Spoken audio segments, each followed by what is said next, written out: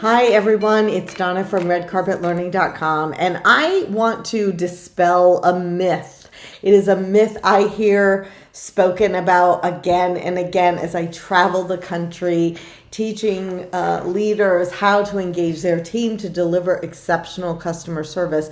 And that myth is that customer service is just common sense. Like, why can't they just know how to do it?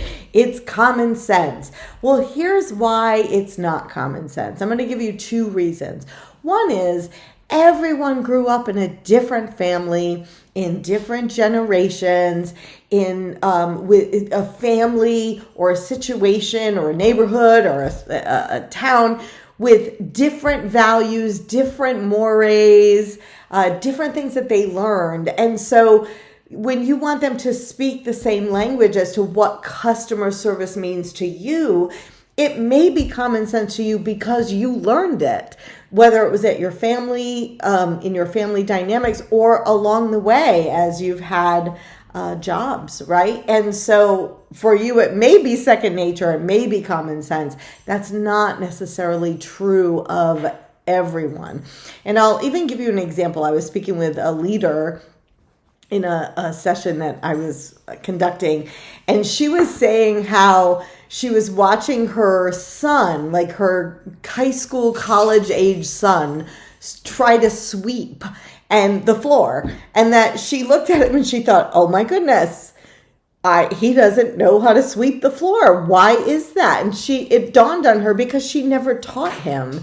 You know, they were of a generation where you sent your kids to after school activities every single day to keep them busy. And so the things that you might have been taught, or she was taught, like how to sweep a floor, was not necessarily something was on her radar that even needed to be taught. And it was a big aha moment for her.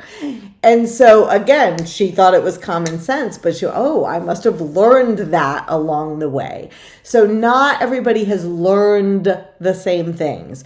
So for that reason, it is not common sense. The other reason is that customer service or the customer experience looks different depending on where you work. So if you're working at, let's say, a natural food store, what is good customer service is going to be different from what is excellent service at a high-end restaurant or a high-end hotel. If you're in healthcare or senior living, that resident patient experience is there are mores or behaviors that are very specific to that kind of environment versus, say, an entertainment venue, right?